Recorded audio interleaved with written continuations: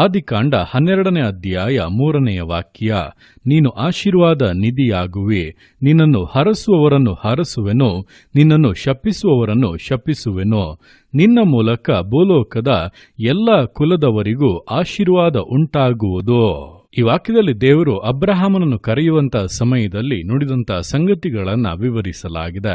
ನೋಡುವಂತಹ ಸಮಯದಲ್ಲಿ ದೇವರು ಇಲ್ಲಿ ಅಬ್ರಹಾಮನಿಗೆ ಅನೇಕ ವಾಗ್ದಾನಗಳನ್ನು ಕೊಟ್ಟು ಅವನ ಜೀವಿತದಲ್ಲಿ ಉಂಟು ಮಾಡುವಂತ ಶುಭಗಳ ವಿಷಯವಾಗಿ ತಿಳಿಸಿ ವಾಗ್ದಾನಗಳನ್ನು ಮಾಡುತ್ತಾ ಇರುವಾಗ ಈ ರೀತಿಯಾಗಿ ಹೇಳುತ್ತಾರೆ, ನೀನು ಆಶೀರ್ವಾದ ನಿಧಿಯಾಗುವೆ, ನಿನ್ನನ್ನು ಹರಸುವವರನ್ನು ಹರಸುವೆನು, ನಿನ್ನನ್ನು ಶಪಿಸುವವರನ್ನು ಶಪಿಸುವೆನು, ನಿನ್ನ ಮೂಲಕ ಭೂಲೋಕದ ಎಲ್ಲ ಕುಲದವರಿಗೂ ಆಶೀರ್ವಾದ ಉಂಟಾಗುವುದು ಎಂಬುದಾಗಿ. ಅಂದ್ರೆ ದೇವರು ಭೂಲೋಕದ ಎಲ್ಲ ಕುಲಗಳನ್ನು ಆಶೀರ್ವದಿಸುವಂತೆ ಆಶೀರ್ವಾದ ನಿಧಿಯಾಗಿ ಮಾಡಬೇಕೆಂಬುದಾಗಿ ಕರೆಯಲ್ಪಟ್ಟಂತ ಅಬ್ರಹಾಮನ ವಿಷಯದಲ್ಲಿ ಒಂದು ವಿಶೇಷವಾದಂತ ಮಾತನ್ನ ಕೊಡುತ್ತಾ ಇದ್ದಾರೆ.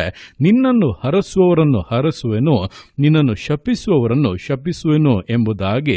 ಅಂದ್ರೆ ನಿನ್ನನ್ನು ಆಶೀರ್ವಾದವಾಗಿ ಆಶೀರ್ವಾದ ನಿಧಿಯಾಗಿ ನಾನು ಕರೆದಿರುವಂತ ಸಮಯದಲ್ಲಿ ನಿನ್ನ ವಿಷಯವಾಗಿ ಯಾರು ಏನೇ ಮಾತನಾಡಿದರೂ ಕೂಡ ನಾನದರ ವಿಷಯದಲ್ಲಿ ನ್ಯಾಯ ತೀರಿಸುತ್ತೇನೆ, ಅದಕ್ಕೆ ತಕ್ಕಂತ ಪ್ರತಿಫಲವನ್ನ ಅವರ ಜೀವಿತದಲ್ಲಿ ಉಂಟು ಮಾಡುತ್ತೇನೆ ಎಂಬುದಾಗಿ ಸ್ಪಷ್ಟವಾದಂತ ಒಂದು ಮಾತನ್ನ ಕೊಡುತ್ತಾ ಇದ್ದಾರೆ. ಇದೇ ಪ್ರಕಾರವಾಗಿ ನಮ್ಮ ಜೀವಿತಗಳಲ್ಲಿ ಕೂಡ ದೇವರು ನಮ್ಮನ್ನು ತನ್ನ ಉದ್ದೇಶಾನುಸಾರವಾಗಿ ತಾನು ಆಗ್ರಹಿಸುವಂತ ವಿಷಯಗಳನ್ನ ನೆರವೇರಿಸುವುದಕ್ಕಾಗಿ ಕರೆದಿರುವಂತ ಸಮಯದಲ್ಲಿ ನಮ್ಮ ವಿಷಯವಾಗಿ ಯಾರ್ಯಾರು ಏನೇನು ಮಾತನಾಡುತ್ತಾರೋ ಅಂತವರಿಗೆ ಅದಕ್ಕೆ ತಕ್ಕಂತ ಪ್ರತಿಫಲವನ್ನು ದೇವರೇ ಕೊಡುತ್ತಾರೆ. ಕೆಟ್ಟದ್ದನ್ನು ಮಾತನಾಡುವವರಿಗೆ, ನಿಂದಿಸಿ ಹೀಯಾಳಿಸಿ ಶಾಪದ ಮಾತುಗಳನ್ನ ನುಡಿಯುವಂತವರಿಗೆ ಅದಕ್ಕೆ ತಕ್ಕಂತ ಪ್ರತಿಫಲವನ್ನು ದೇವರು ಕೊಡುತ್ತಾರೆ. ಅದೇ ಸಮಯದಲ್ಲಿ ಪ್ರೀತಿಯಿಂದ ಹರಸುವಂತ ಮಾತುಗಳನ್ನ ಆಡುವಂತವರಿಗೆ ಅದಕ್ಕೆ ತಕ್ಕಂತ ಒಳ್ಳೆಯ ಪ್ರತಿಫಲಗಳು ಕೂಡ ಸಿಗುತ್ತವೆ.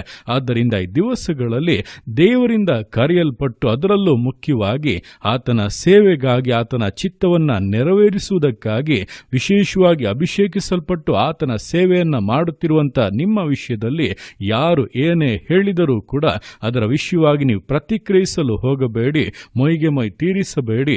ಕರ್ತನೆ ಅಂತವರಿಗೆ ಅದಕ್ಕೆ ತಕ್ಕಂತ ಪ್ರತಿಫಲಗಳನ್ನ ಕೊಡುತ್ತಾನೆ.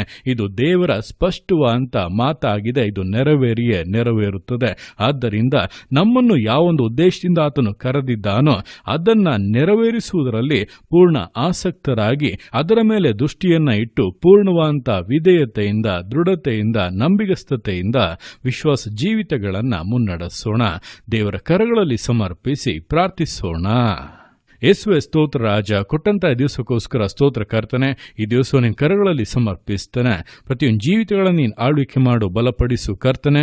ಹೌದಪ್ಪ, ದಿವಸಗಳಲ್ಲಿ ಅಬ್ರಹಾಮನನ್ನು ವಿಶೇಷವಾದಂತ ಉದ್ದೇಶದಿಂದ ಕರೆದು ಆಶೀರ್ವಾದ ನಿಧಿಯಾಗಿ ಮಾಡುವೆನೆಂಬುದಾಗಿ ಹೇಳಿ ಭೂಲೋಕದ ಎಲ್ಲ ಕುಲದವರನ್ನು ಅವನ ಮೂಲಕವಾಗಿ ಆಶೀರ್ವದಿಸಬೇಕು ಎಂಬಂತ ಯೋಚನೆಯನ್ನ ಪ್ರಕಟಿಸಿ, ನಿನ್ನನ್ನು ಯಾರು ಹರಸುತ್ತಾರೋ ಅವರನ್ನ ಹರಸುವೆನು, ನಿನ್ನನ್ನು ಯಾರು ಶಪಿಸುತ್ತಾರೋ ಅವರನ್ನು ಶಪಿಸುವೆನೆಂಬುದಾಗಿ ಹೇಳಿದಂತೆ ದಿವಸಗಳಲ್ಲಿ ನಿನ್ನ ಮಕ್ಕಳನ್ನ, ನಿನ್ನ ಸೇವಕರನ್ನ, ನೀನು ಆರಿಸಿಕೊಂಡಂತ ನಿನ್ನ ಪ್ರಜೆಗಳನ್ನ ಕರ್ತನೆ ಯಾರ್ಯಾರು ಹರಸುತ್ತಾರೋ ಅವರಿಗೆ ಆಶೀರ್ವಾದವನ್ನು, ಯಾರ್ಯಾರು ಶಪಿಸುತ್ತಾರೋ ಅವರಿಗೆ ಶಾಪವನ್ನು, ಅದಕ್ಕೆ ತಕ್ಕಂತ ಪ್ರತಿಫಲಗಳನ್ನು ನೀನೇ ಕೊಡುವವನಾಗಿದೆ. ಅದಕ್ಕೋಸ್ಕರ ಸ್ತೋತ್ರಗಳು. ನಿನ್ನ ಮಕ್ಕಳಾದರಪ್ಪ ಅವುಗಳ ವಿಷಯವಾಗಿ ಕುಂದಿ ಹೋಗದೆ, ಬಳಲಿ ಹೋಗದೆ, ಮೊಯ್ಗೆ ಮೊಯ್ ತೀರಿಸುವುದಕ್ಕೆ ಮುಂದಾಗದೆ ನಿನ್ನ ಮೇಲೆ ದೃಷ್ಟಿಯನ್ನ ಇಟ್ಟು ನೀನು ನೇಮಿಸಿದಂತ ಓಟದಲ್ಲಿ ಸ್ಥಿರಚಿತೆಯಿಂದ ಓಡುವುದಕ್ಕೆ ಸಹಾಯ ಮಾಡು. ವಿಶೇಷವಾಗಿ ಮಾನಿಸು.